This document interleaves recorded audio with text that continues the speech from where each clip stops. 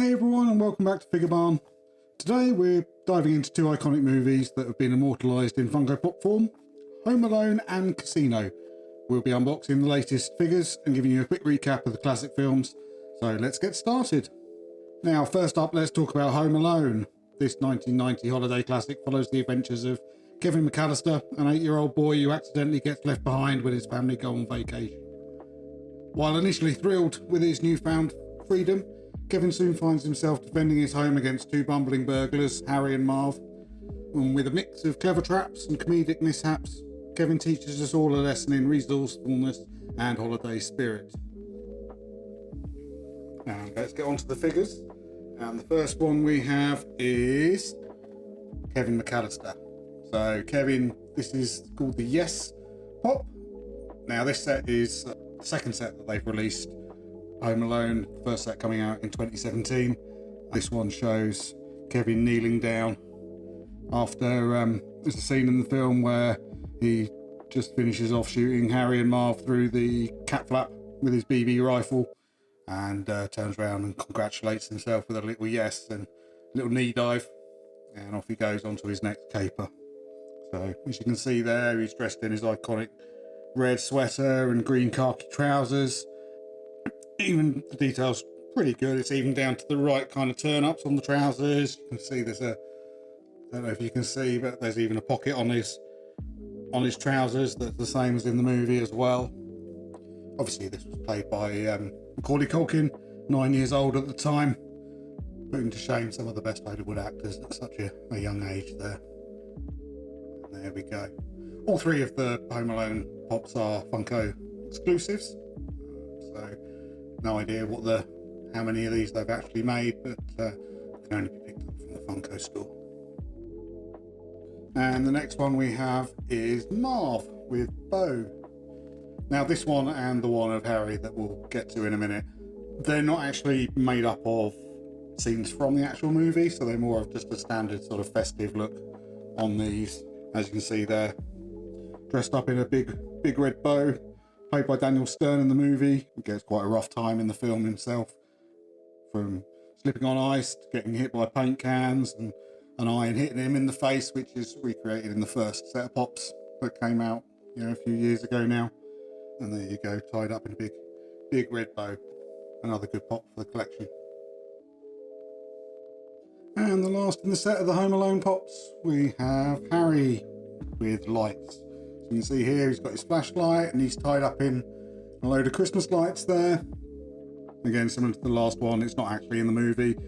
You can even imagine it as some kind of alternative ending where Kevin manages to capture Harry and Marv in some Christmas lights waiting for them to be apprehended by the cops. In the original Pop for Harry, back in 2017, it's a scene where he gets his head burnt with the Bunsen burner. Again, quite an iconic scene in the original film. But again, this isn't actually from the movie. It's more of just a festive one with the holidays coming up. Now for the second set of Pops that we've got for you today, let's get into the gritty world of Casino.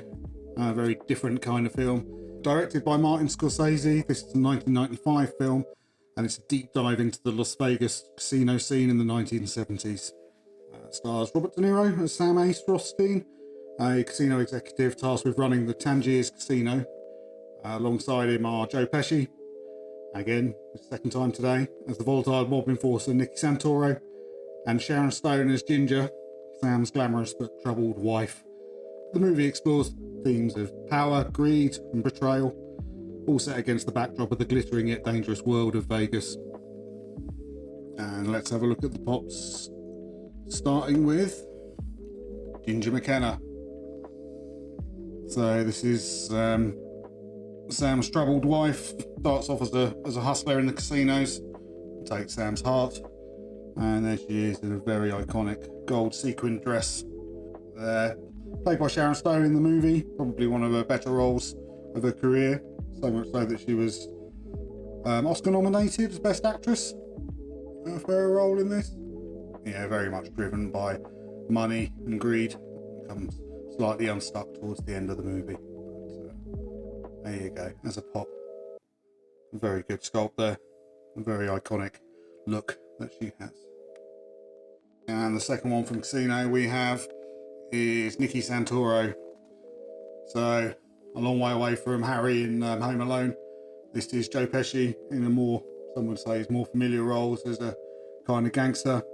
Based off the real life Chicago outfit enforcer Anthony John the Ant Spilotro, and is essentially the casino's mob enforcer.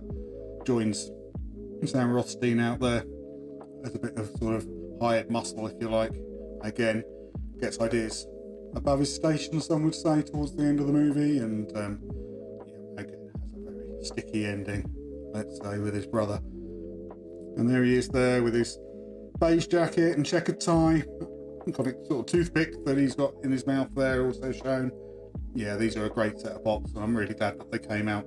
Some of the gangster sort of Martin Scorsese movies, some of my favourites. I've done a run on quite a few recently. So you've got the likes of sort of Goodfellas and the Godfather films. That's Nicky Santoro there. And last but not least, from Casino, we have Sam Rothstein himself. So he's the head of the Tangiers Casino, played by Robert De Niro there. Not the first time we've had Robert De Niro pops. With Vito Corleone in Godfather Part 2. Who else have we had? We've had Travis Bickle from Taxi Driver, one that I don't have, is very much on the wish list. And recently we had Jimmy Conway from Goodfellas as well. So yeah, Robert De Niro's shown up a few times, and this is him as Ace with his cigarette and pink jacket and matching shirt and tie there. This is taken directly from the opening scenes, one of the opening scenes of the movie, where there's an attempted assassination with a car bomb, and this is the get-up that he's wearing as he makes his way to his car there, only saved by the metal plate underneath the driver's seat. Now, it's a scene that takes inspiration directly from another true story of a man called Frank Lefty Rosenthal in 1982. Culprit was never identified, but it was theorised to be Tony Spilotro, or essentially Joe Pesci's character, Nicky Santoro, who did that. But yeah, never proven. Nobody come and get me. So there you have it. A slightly shorter video, but it's the latest Home Alone and Casino pop figures that are here, and they're just as amazing as the movies themselves. Whether you're into the holiday hijinks or the intense drama of the casino world, these are perfect for adding a touch of cinematic magic to your shelf, and also another 6 towards my one-day complete collection of movies, Funko Pops. Don't forget to visit the website, like, comment, subscribe, do all that fun stuff, and come back for more fun unboxings and movies reviews. Thanks for watching, and we'll catch you in the next one.